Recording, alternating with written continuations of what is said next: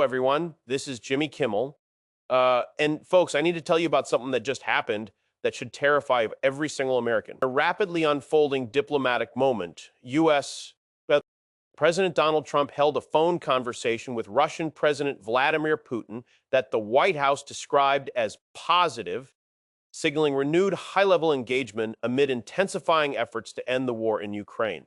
The call came shortly after Trump met Ukrainian President Volodymyr Zelensky in Florida, where both leaders publicly expressed optimism that a peace deal could be within reach. The sequence of contacts reflects an active U.S. role in attempting to bridge positions between Kyiv and Moscow, even as the war continues to exact a heavy toll on the ground and mistrust between the parties remains deep. According to U.S.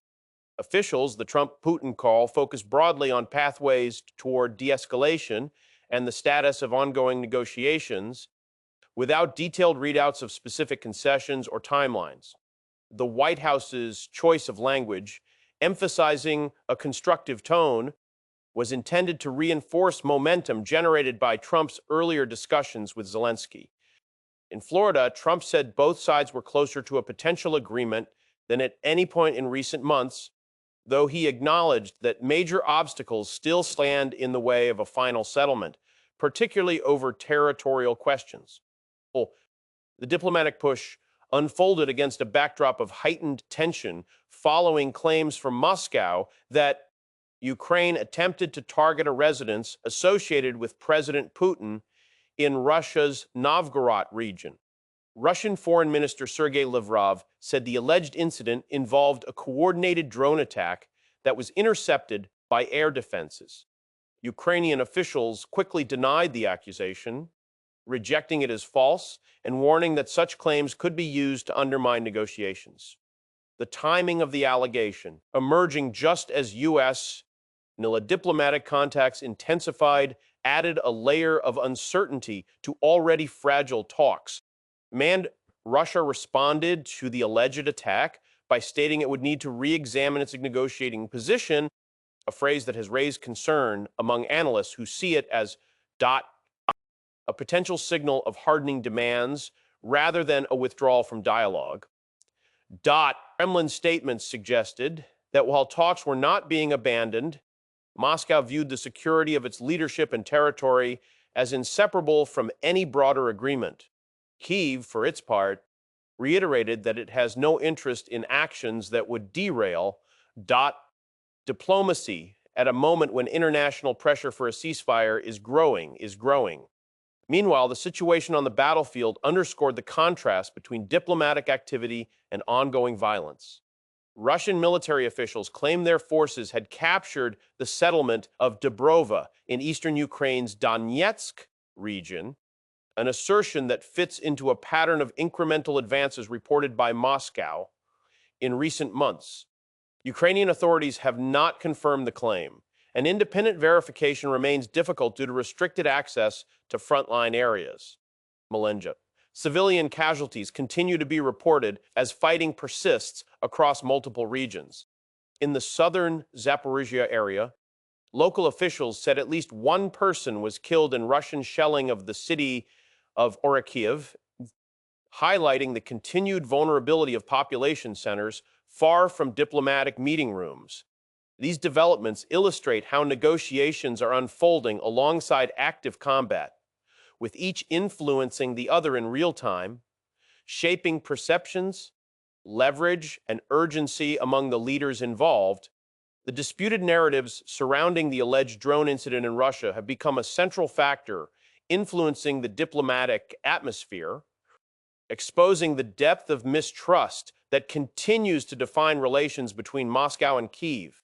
Russian officials framed the claim as evidence of what they described as escalating Ukrainian aggression, arguing that any attack near a presidential residence crosses a red line and cannot be ignored in peace talks.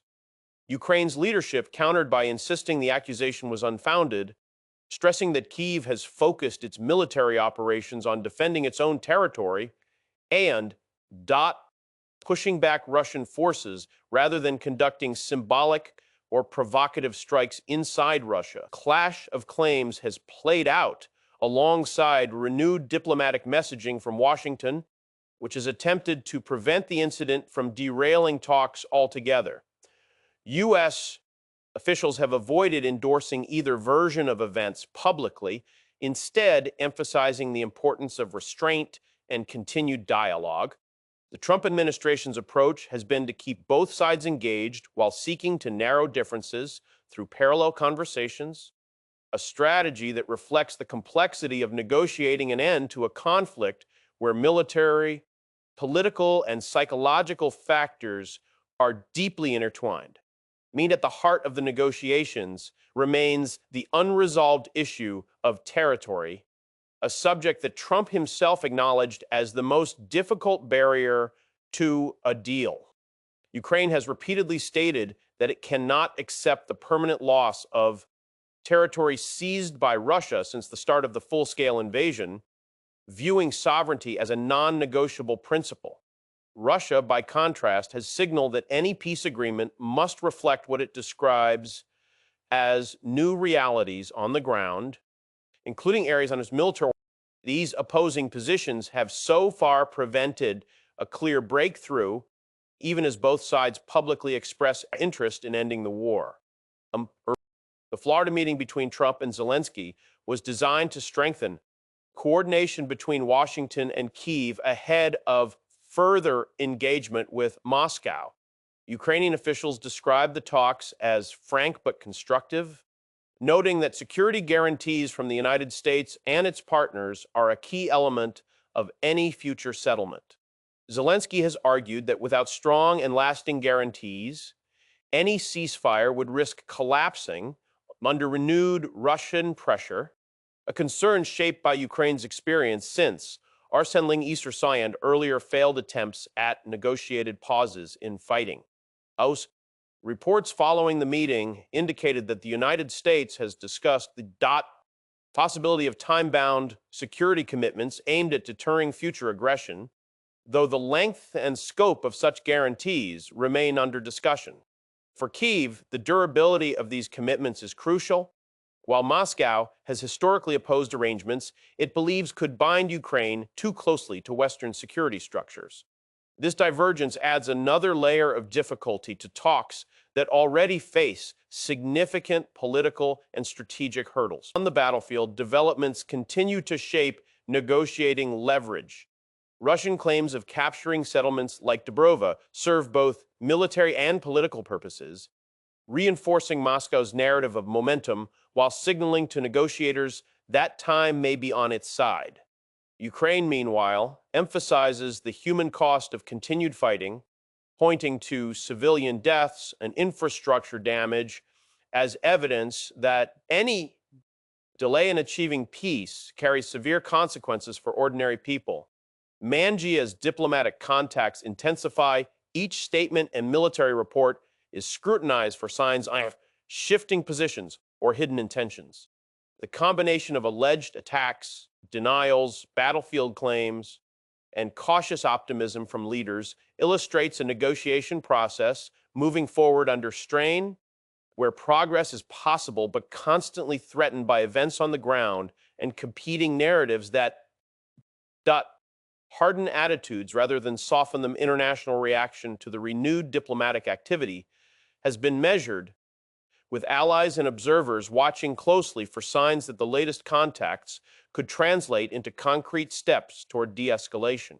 European officials have welcomed any effort that might reduce the intensity of the conflict, while privately cautioning that past rounds of talks have raised expectations only to collapse under the weight of unresolved disputes.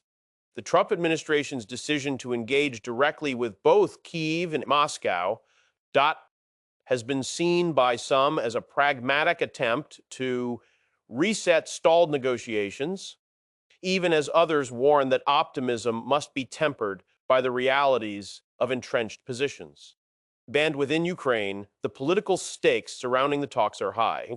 President Zelensky faces pressure from a population that has endured years of war, economic strain, and repeated displacement, while also navigating strong domestic sentiment against territorial concessions.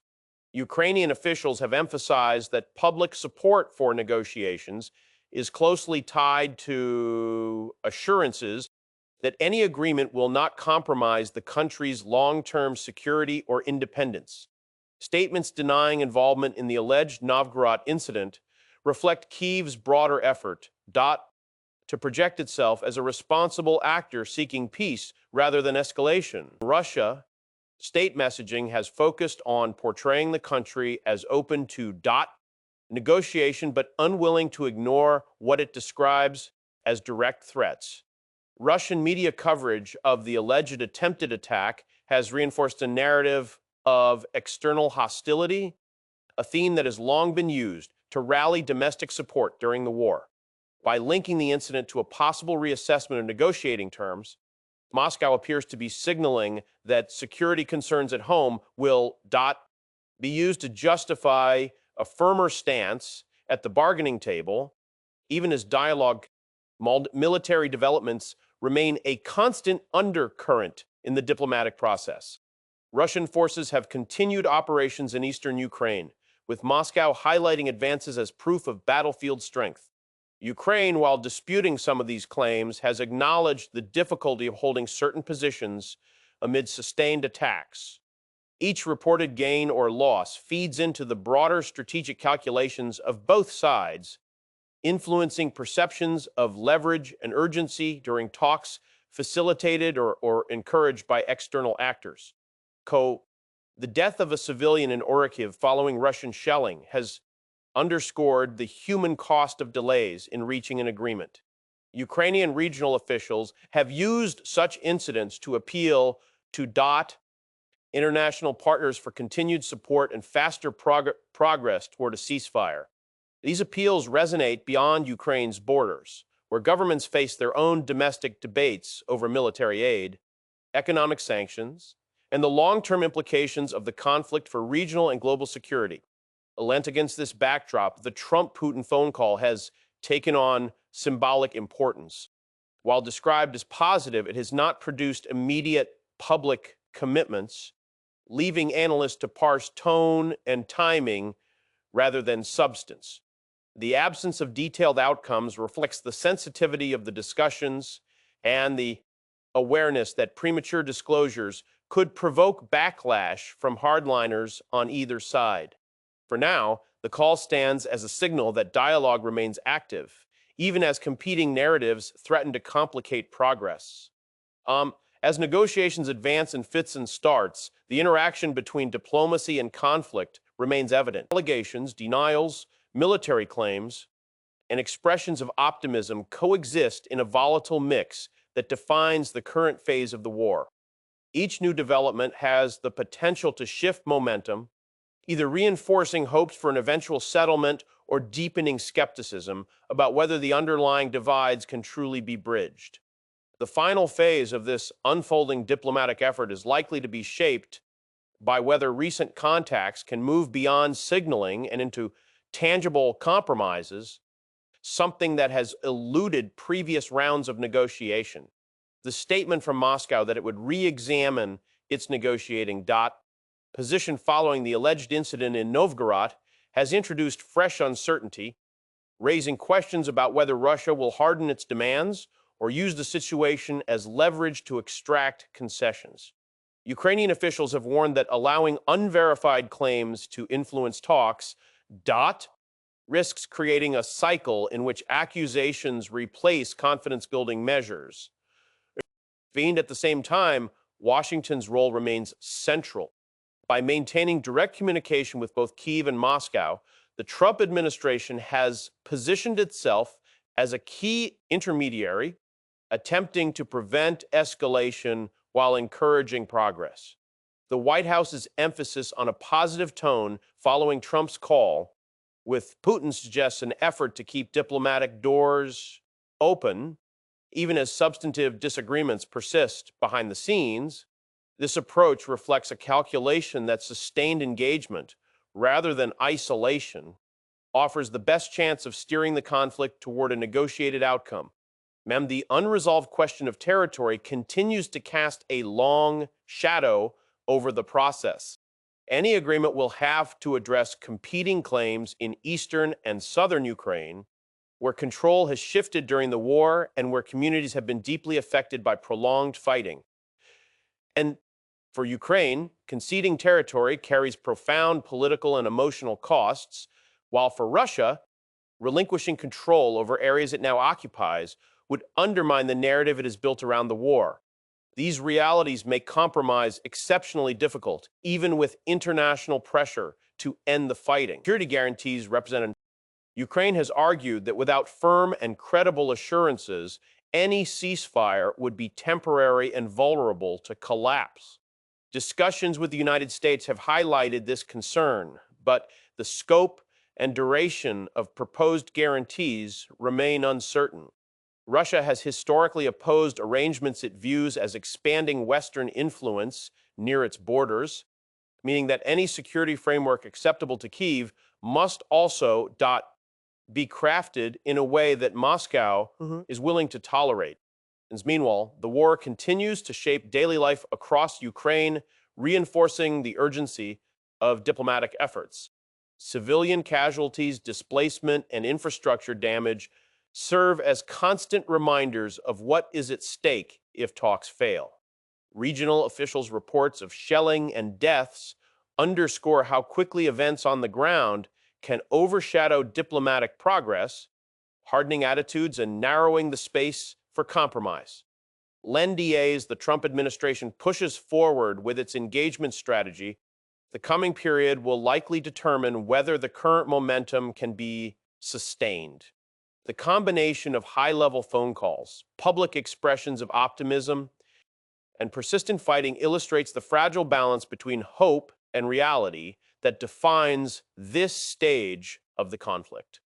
Whether diplomacy can overcome entrenched positions and competing narratives remains uncertain, but the consequences of failure are evident in every new report from the battlefield and every contested claim that reverberates through the negotiating process.